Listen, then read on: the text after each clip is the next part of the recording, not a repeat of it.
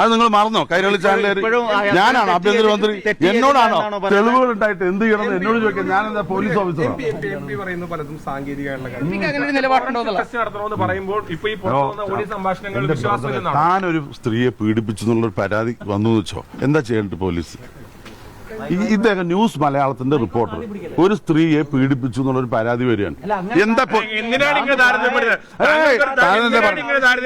ഞാൻ കൈരളിക്കാരൻ ചൂടാവണ്ട. അത് മലയാളം ചോദിക്കും. താങ്കളോട് ഒരു ചോദ്യം ചോദിക്കാൻ അധികാരമുണ്ട്. അല്ല, ഒരു പരാതി ന്യൂസ് മലയാളത്തിന്റെ റിപ്പോർട്ടർക്കെതിരെ സ്ത്രീ കൊടുത്തു. എന്താ നടപടി ചെയ്യേണ്ടതെന്ന് പറഞ്ഞോ? എന്താ ചെയ്യേണ്ടത് പറ. ഉത്തരം മുട്ടിയോ? അതാണ് മാധ്യമങ്ങളുടെ നിലപാട്. നോക്കുക, രാഹുൽ മാങ്കൂട്ടത്തിനെതിരെ പരാതി യുവതി നൽകിയതിന് പിന്നാലെ രാഹുൽ കുറ്റവാളിയാണ്, രാഹുൽ കുറ്റം ചെയ്തു, ഇനി അഴിക്കുള്ളിലേക്ക് പോയാൽ മതി എന്നൊക്കെ പറഞ്ഞ് ചാനൽ ജഡ്ജിമാർ തീർപ്പ് കൽപ്പിച്ചു കഴിഞ്ഞു.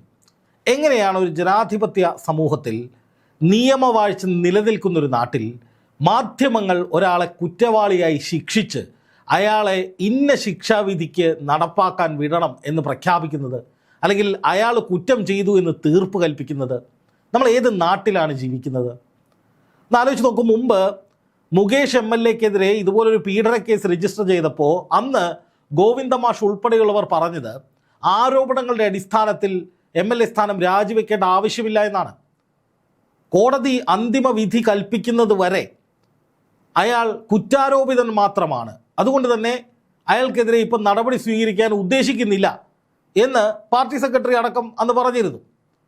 PK ശശി, ഗോപി കോട്ടമുറിക്കൽ തുടങ്ങി നിരവധി പേരുകൾ പല ഘട്ടങ്ങളിൽ ന്യായീകരണ തിലകങ്ങൾ ന്യായീകരിച്ച് മെഴുകിയിട്ടുള്ളതാണ്.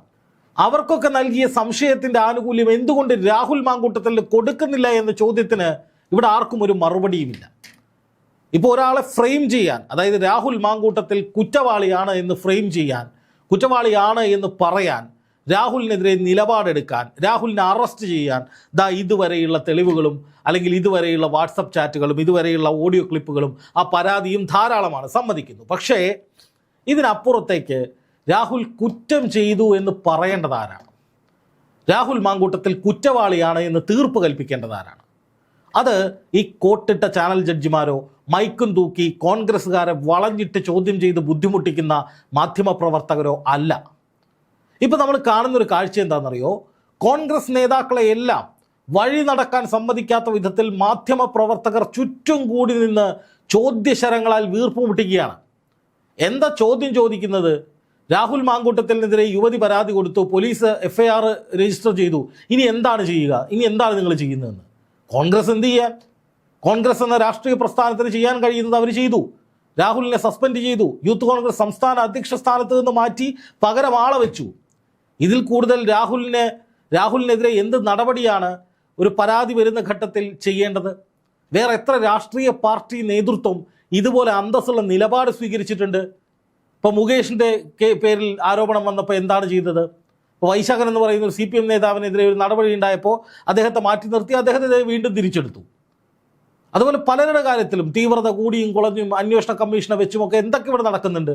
BJPയുടെ നേതാവ് C കൃഷ്ണകുമാർ, അദ്ദേഹത്തിനെതിരെ പണ്ടൊരു ആരോപണം വന്നപ്പോൾ അയാളെ സ്ഥാനാർത്ഥിയായി മത്സരിപ്പിക്കുകയാണ് BJP ചെയ്തത്. ഇവിടെ ഒരു ആരോപണം വന്നപ്പോൾ തന്നെ രാഹുൽ മാങ്കൂട്ടത്തിലെ സർവ്വ പദവികളിൽ നിന്നും മാറ്റി നിർത്തി. MLA പദവി കോൺഗ്രസ് കൊടുത്തതല്ല, നാട്ടുകാർ വോട്ടർമാർ കൊടുത്തതാണ്. അപ്പോൾ അത് രാജിവെക്കണോ വേണ്ടയോ എന്നുള്ള തീരുമാനം അത് രാഹുൽ മാങ്കൂട്ടത്തിൽ സ്വീകരിക്കട്ടെ. പക്ഷേ അതിന് മുന്നോടിയായി കോൺഗ്രസ് നേതാക്കളെ വളഞ്ഞിട്ട് ആക്രമിക്കുന്ന രീതി, അതായത് കോൺഗ്രസ് നേതാക്കൾ മാധ്യമങ്ങളോട് പറയാൻ വരുന്നത് എന്താ? ഇന്നിപ്പോൾ VK ശ്രീകണ്ഠൻ, അതുപോലെ K മുരളീധരൻ, രമേശ് ചെന്നിത്തല, ഇനിയും ഒരുപാട് നേതാക്കൾ, ഇത്രയും പേർ മാധ്യമങ്ങൾ രാവിലെ കണ്ടിരുന്നു. ഇനിയും ഒരുപാട് നേതാക്കളെ മാധ്യമങ്ങൾ കാണും, അല്ലെങ്കിൽ മാധ്യമങ്ങളെ അവർ പോയി കാണും. ഈ സമയങ്ങളിലൊക്കെ കോൺഗ്രസ് നേതാക്കൾ ഉന്നയിക്കുന്ന വിഷയം എന്താ? ശബരിമല സ്വർണ്ണക്കൊള്ളയാണ്, കേരളത്തിൽ നിലനിൽക്കുന്ന പ്രശ്നങ്ങളെക്കുറിച്ചാണ്. തദ്ദേശ തെരഞ്ഞെടുപ്പിൽ കോൺഗ്രസിന് വലിയ മുന്നേറ്റം ഉണ്ടാകുമെന്നും ഭരണവിരുദ്ധ വികാരം ഏറ്റവും പീക്കിലാണ് എന്നുമാണ് ഈ അടുത്ത ദിവസങ്ങളിൽ വന്ന സർവേകൾ, ചില ഇൻ്റലിജൻസ് റിപ്പോർട്ടുകൾ. ഈ പോക്ക് പോവുകയാണെങ്കിൽ നിയമസഭാ തെരഞ്ഞെടുപ്പിൽ കോൺഗ്രസ് ഒന്നും ചെയ്യേണ്ട, ജനങ്ങൾ അങ്ങോട്ട് അധികാരം വെച്ചു കൊടുക്കും, അത്രയേറെ ജനങ്ങൾ ഒരു മാറ്റം ആഗ്രഹിക്കുന്നു എന്ന സർവേകൾ വന്നിട്ടുണ്ട്, വിലയിരുത്തലുകൾ വന്നിട്ടുണ്ട്, ചർച്ചകൾ വന്നിട്ടുണ്ട്. ആ ഘട്ടത്തിലാണ് രാഹുലിനെതിരെ ഇത്രയും നിർണായകമായിട്ടുള്ളൊരു നീക്കമുണ്ടാകുന്നത്.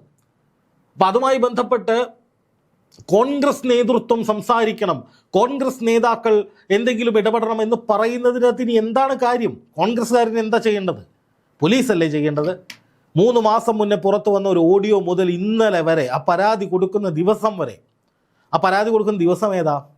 24 ന്യൂസ് ചാനൽ മറ്റൊരു ന്യൂസ് ചാനലിനെതിരെ കോടികളുടെ തട്ടിപ്പ് നടത്തി, അതായത് ബാർക്ക് റേറ്റിംഗിലടക്കം കൃത്രിമം കാണിച്ചു, നിയമവിരുദ്ധമായ ഇടപെടലുകൾ നടത്തിയെന്ന വാർത്ത ബ്രേക്ക് ചെയ്ത് അത് അന്തിച്ചർച്ചയ്ക്കെടുക്കാൻ നിൽക്കുന്നതിന് മുമ്പാണ് പൊടുന്നനെ എല്ലാം ട്വിസ്റ്റായത്. പെൺകുട്ടി പരാതി കൊടുക്കുന്നു, അറസ്റ്റ് ഉണ്ടാകുന്നു എന്ന് പറയുന്നു, FIR ഇടുന്നു, മൊഴിയെടുക്കുന്നു, പട്ടേ നീങ്ങാണ്. അപ്പോൾ ആ സാഹചര്യം എന്ന് പറയുന്നത് വളരെ പ്രധാനപ്പെട്ട ഒരു സാഹചര്യമാണ്. രണ്ടാമത്തെ കേസ് എന്താണ്? രണ്ടാമത്തെ കാര്യം എന്താണ്? തദ്ദേശ തെരഞ്ഞെടുപ്പിന് ദിവസങ്ങൾ മാത്രമേ ശേഷിക്കുന്നുള്ളൂ. പാലക്കാട് നഗരസഭ കോൺഗ്രസ് പിടിച്ചെടുക്കുമെന്ന ട്രെൻഡ് വരുമ്പോൾ BJP പരാജയ ഭീതി പാലക്കാട് മുന്നിൽ കാണുമ്പോഴാണ് ഈ പരാതിയുടെ അടിസ്ഥാനത്തിൽ രാഹുലിന് പാലക്കാട് നിന്ന് മാറി നിൽക്കേണ്ടി വരുന്നത്. അതിന് രാഷ്ട്രീയം. അപ്പോൾ ഈ വിഷയത്തിൽ മാധ്യമങ്ങൾ തന്നെ ഒരു FIR കാണിച്ചിട്ട് അതിൽ അന്തിമ വിധി പ്രഖ്യാപിക്കുന്ന വിധത്തിലേക്ക് കാര്യങ്ങൾ മാറിയിട്ടുണ്ട്. അതിന് പിന്നിൽ എന്തെങ്കിലും അജണ്ടയുണ്ടോ എന്ന ചോദ്യം അത് പൊതുസമൂഹം ഉയർത്തുന്നുണ്ട്. അതിനിടയിലാണ് ആ അജണ്ട CPM അനുകൂല അജണ്ടയാണ്, അല്ലെങ്കിൽ CPMന് വേണ്ടി മാധ്യമങ്ങൾ പ്രവർത്തിക്കുന്നു എന്ന് പറയാവുന്ന വിധത്തിലേക്ക് കോൺഗ്രസ് നേതാക്കളെ വളഞ്ഞിട്ട് ആക്രമിച്ച് കോൺഗ്രസിൻ്റെ നെഞ്ചത്ത് കയറി മാധ്യമ പ്രവർത്തകർ ഒരു ലോജിക്കുമില്ലാത്ത ചോദ്യങ്ങൾ ചോദിക്കുന്നത്. ഇപ്പോൾ VK ശ്രീകണ്ഠൻ നേരത്തെ ആദ്യം ഞാൻ കാണിച്ച വീഡിയോ പറയുന്നത് എന്താ? രാഹുലിനെതിരെ FIR ഇട്ടു, ഇനി എന്ത് ചെയ്യുമെന്ന് VK ശ്രീകണ്ഠനോട് ചോദിച്ചിട്ട് എന്താ കാര്യം? ഒന്നുകിൽ രാഹുൽ മാങ്കൂട്ടത്തിനോട് ചോദിക്കണം, അല്ലെങ്കിൽ അയാളുടെ അഭിഭാഷകനോട് ചോദിക്കണം, അല്ലെങ്കിൽ മുഖ്യമന്ത്രി പിണറായി വിജയനോട് ചോദിക്കണം. അല്ലാതെ കോൺഗ്രസ് ഇനി എന്താണ് ചെയ്യേണ്ടത്? കോൺഗ്രസിന് ദേശീയ നേതൃത്വത്തിന് പരാതി കിട്ടിയിട്ടുണ്ട്. ഇനി രാഹുലിനെ MLA സ്ഥാനത്ത് നിന്ന് മാറ്റി നിർത്താൻ, MLA സ്ഥാനം രാജിവെക്കാൻ പറയണമെന്നാണെങ്കിൽ അദ്ദേഹം ഇപ്പോൾ കോൺഗ്രസിൻ്റെ ഭാഗമല്ല, കോൺഗ്രസ് സസ്പെൻഡ് ചെയ്ത് പുറത്ത് നിർത്തിയിരിക്കുകയാണ്. അങ്ങനെ ഒരാളോട് എന്താണ് കോൺഗ്രസ് പറയേണ്ടത്? ഇനി കോൺഗ്രസ് ഇനിയും ഇതിനകത്ത് നിലപാടെടുക്കണം, രാഹുലിനെ രാജിവെപ്പിക്കണമെന്ന് പറയുന്നവരെ MV ഗോവിന്ദ മാസ്റ്റർ ഒരു വാക്കുകൂടി ഞാൻ കേൾപ്പിച്ചു തരാം. കുറ്റം ആരോപിക്കപ്പെട്ടയാൾ നിയമസഭാ സാമാജികത്വം രാജിവെച്ചാൽ പിന്നീട് നിരപരാധിയാണെന്ന് തെളിയിക്കപ്പെടുന്ന സാഹചര്യം വന്നാൽ അവരെ തിരിച്ചെടുക്കുന്നതിനുള്ള നിയമ സംവിധാനം ഇല്ല. അതുകൊണ്ട് മുകേഷ് രാജിവെക്കേണ്ടതെന്നോ മറ്റോ ആണ് അദ്ദേഹം പറയുന്നത്. എന്തായാലും ഇങ്ങനെയുള്ള വാദങ്ങളും നമുക്ക് മുന്നിലുണ്ട്.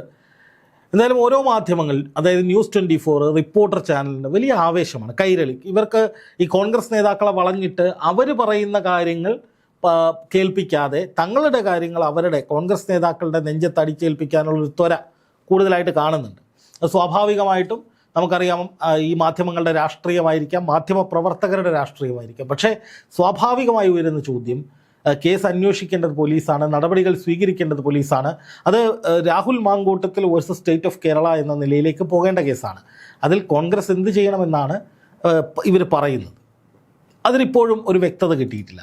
എന്തായാലും കോൺഗ്രസ് നേതാക്കൾ കുറേ നാളായി സഹിക്കുന്നു. ഇപ്പോൾ പരാതിക്ക് ശേഷം കുറേ മണിക്കൂറുകളായി അസഹനീയമായ വിധത്തിൽ വളഞ്ഞിട്ട് ഭേദ്യം ചെയ്യുകയാണ് ചാനലുകാർ.